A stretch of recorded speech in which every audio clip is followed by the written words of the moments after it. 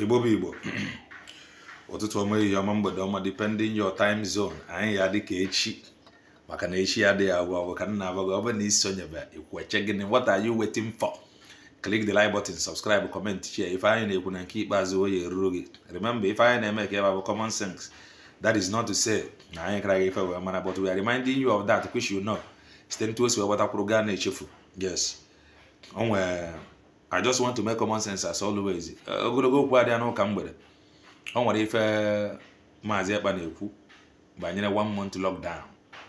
Ihe a bụ ihe ya ewetara gị ka ịnụ, mana o nwere vidiyo nke ya nwale ekwu ịma na-akpọọla ya agent of Nigeria, ndị o defeat bụ ndị kpọrọ ya agent, mana achọghị m ịgadi ya, mana the day I will do justice to that video is coming.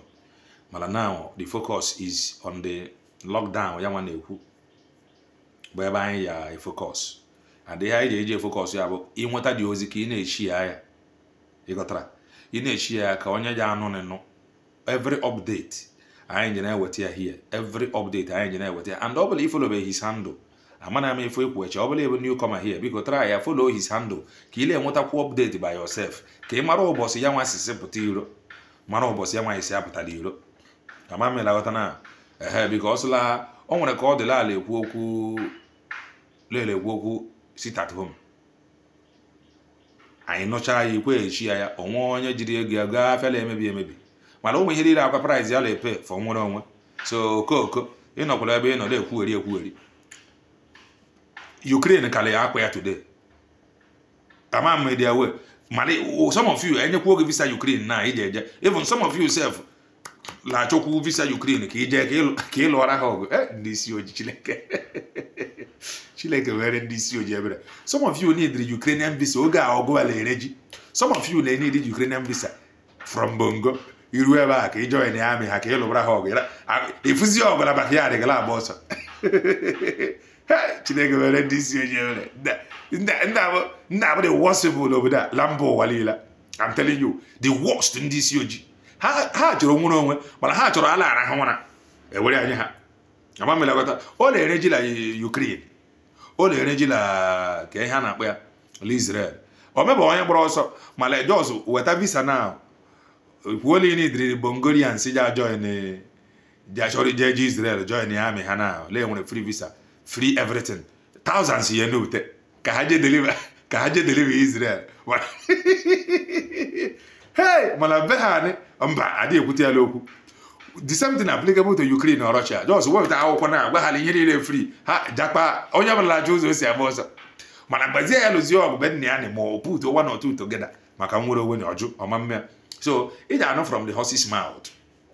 Ịghọtago bụ Maazị Ekpa Njọkụ. Anyị ji ebidogorila nke ya nwa na-akọwa ntu o ji esi ya nweta nwere onwe from abroad, because ya nwa promise la mbidi easy that he is going to bring Finland to your doorstep. On neke mgbe o ji wee join aka iji wee bido nụba something dị too meaningful. I'm telling you the honest truth. Apart from Maazị Nnamdi Kanu, ihe niile o ji wee sọrọ ndị onwe ya ọmebe onye ma the road map. Ya wetara onye ọbụla ejere ịjụ ajụ ọsịgo onye ndu. Ya wetara up to the point of his kidnap. Nobody can say anything. Nobody know anything. You got to go? Mana onye nke abịa hala kwuo ọ gbaghị sịgịla ya ji enweta nwere onwe from afar abroad. Ọ gbaghị sịgị that he is going to deliver Finland to your doorstep, and ife onye mere were deliver Finland to your doorstep abụghị obere ife. Eburugodi Finland eburula ebutere gị ya, apụtala ebe ụzọ dị warawara, aja akpafasịrịrị dị ụzọ raizi aja akpakasị dị ụzọ ama m ịlaghọta na ife eruo. So delivering Finland to your doorstep abụghị an easy task. Ama megotara eburugodi eburudoghịrị gị na plan ubu ya aja maka na obi ihe. So I deliver Finland to your doorstep, it must eburugodi na plan labia, it must pass through Bongo airport. So o kwesịrị ruo airport wa enwe nwa ala ọma jiji ka na agwa gị ịghọta na something pass through it. Ama m lekọta na just like nwaanyị dị ime chọọ ịmụ nwa, ọ chọọ ịmụ nwa ahụ ya ga-emepe ngaja abụghị isi nwa apụta ebe a o mechaa ọ ja confirm ọ ja testify that something really passed through this place. Ihe a bụ ihe Biafra ja adị ka ya maka nwere onwe ka a na-ekwu okwu ya freedom ọ bụ the conchop. So you are going to listen to him direct. Fight our freedom from exile, and we are going to get this freedom from exile. You know, when we started this whole thing, we told the people that attention. Biafra from diaspora. Some people did not know what we saw. You didn't know what we have seen then. When we were telling you that Biafra, we are going to bring it from diaspora, you don't know. It is happening today. We are going to fight Nigeria from afar. We are defeating them. We are defeating them. We will fight them. We will defeat them. And it is going to, everything will end this way. I want you to understand that the road to Biafra is very, very clear. The road to Biafra. Biafra freedom is very clear.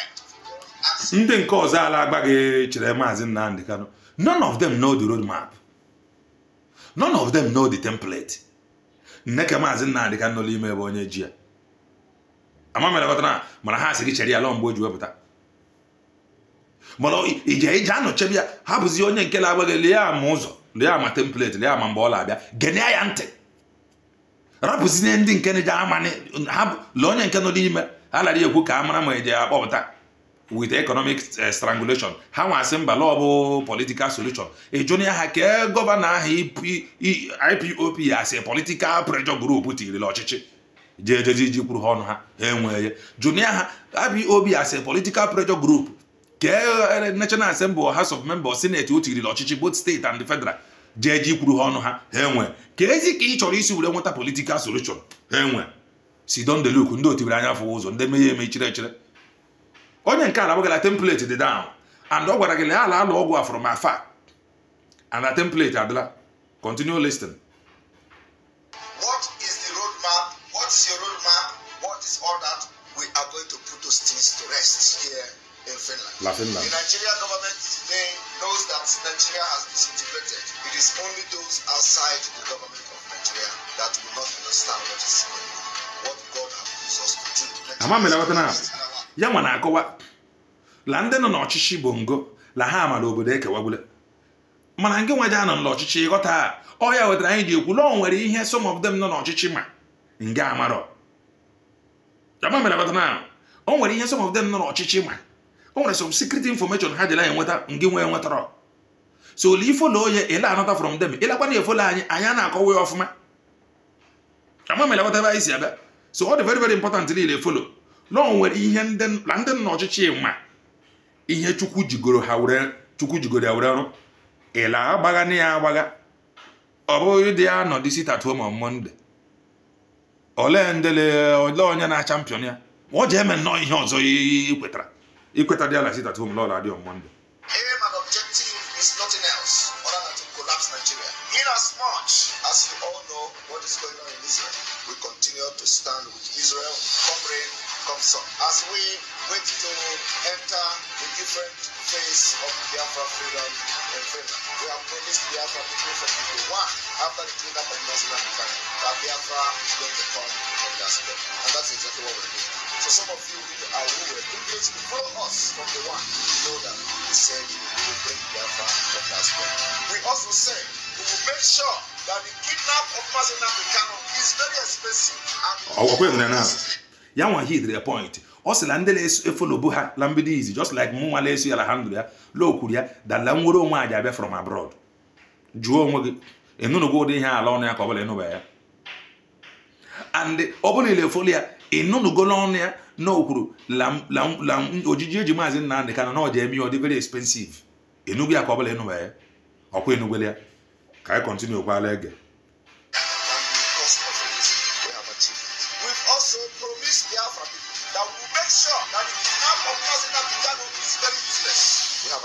Very useless.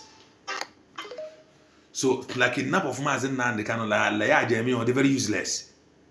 Then he were join ya la amụma Prophet Ginabru banyere dialogue lọbụ ihe egbe lọbụ ihe mgbọ amamela ghọta na then he were join kwa ihe Prophet Ginabru lọbụ man all about Maazị Nnamdi Kanu na emegide jide Maazị Nnamdi Kanu na some people le nwere ndị dị more radical than Maazị Nnamdi Kanu, that they are just hiding under Maazị Nnamdi Kanu. I think I'm going to play it because limonya ka ifo that radicalism elekwu amamela gota limonya ka ifo that radicalism yanwa brula nwa obulu ime ndị ọzọ na-agbagala political solution mba now all limonya but I think I have to play it again ka ịghọta banyere that prophecy ya because la o nwere ka ọ dị na-aja afụcha ụdị ihe a radical igogodi ọnụ mmiri okwu ebe mara na ọ dị radical but hear from this prophet. There are more crazy Nnamdi Kanu that will come up after Nnamdi. They are just hiding under him. The only way to kill this is not by gun and bullets. It's by engaging with proper dialogue, with knowledge and wisdom. This cry we are hearing here is not a cry of children, it's a cry of adults. The only way, I am not an advocate that ọ na-agba gị here lee nwere more crazy than Maazị Nnamdi Kanu, but I'm going to take it back. I'm going to replay nke Maazị Ekpa ahụ again. Ọ na-agba gị lee nwere more crazy than Maazị Nnamdi Kanu, that they are just hiding, and n'ime Maazị Ekpa ka anyị fụrụ that crazy. You may disagree. Enter a different phase of Biafra freedom and freedom. We have promised Biafra people from day one after the cleanup of Maazị Nnamdi Kanu that Biafra is going to come from that step, and that's exactly what we're doing. So some of you who were privileged to follow us from day one, you know that we said we will bring Biafra from that step. We also said we will make sure that the kidnap of Maazị Nnamdi Kanu is very expensive and more costlier than the cost of releasing. We have achieved it. We've also promised Biafra people that we will make sure that the kidnap of Maazị Nnamdi Kanu is very useless. We have achieved that. Ọ bụ onye ime onye a na ka ifuru that crazy that man na-ekwu oge ahụ. People dị more crazier than him. Apart from onye ọzọ dị more crazier. So it is okwu nwere onwe a na-ekwu ha is bigger than ndị a now. Debekwa Maazị Ekpa by the side kwuchira Chukwu ama nkwe. Ji enwekwa another person dị deadlier. Ọ ya wetara anyị ji ekwu ka ihe ghara ime ya. Let me play another of his video banyere the lockdown a na-ekwu okwu ya. Ka ịghọta. And of course, also list the offices that will be locked down for 1 month in Biafra land. And like I said, we will enforce it. We will enforce it with force because we are fighting a terrorist state with guns. And of course, one of those offices will be barracks. One of those offices will be police stations under Nigeria. One of those offices will be government houses. So you don't need ordinary stick to enforce that. It is a test that the whole world will see and witness. And of course, also list the offices that will be locked down for 1 month in Biafra land. And like I said, we will enforce it. We will enforce it with force because we are fighting a terrorist state with guns. And of course, one of those offices will be barracks. One of those offices will be police stations under Nigeria. One of those offices will be government houses. So you don't need ordinary stick to enforce that. It is a test that the whole world will see and witness. And of course, also list the office. That crazy that prophet Ginla, listening to the voice of Maazị Ekpa, abnormal. He is crazy. So that crazy that prophet even the more crazier, the more deadlier. So no one can go one man like here. But you put in your together, the picture very clear. We'll be analyzing them, we'll be talking to, we'll be bringing the video time to time. So that crazier, there are people that is even more crazier than Maazị Nnamdi Kanu. That they are just hiding under him. The time Maazị Ekpa the crazier, there will be another crazier than Ekpa that is just hiding under Maazị Ekpa. I'm telling you the honest truth. So ndị ọgbasara should do the needful. Nke one day the only thing about ọgbasa debere ga-ebu ekwutara sit at home. La ntụ oje si ya dị anyị jiri nyekwa update time to time inweta ozi anyị shi ya ka Chineke nye understanding. Mee ka ihe anyị na-ayọ ka o ruo anyị aka ka udo were dị la alaba anyị ka mmepe bata law be taboo la for 60 years ka mmepe adịa na Bongo. Don't tell us that we are new again. How many generations that have passed? Can be 63 years of independence. I need is the anket and kechi. Kachileke Mera in Haila, you are now hesitating to Kabia Mise.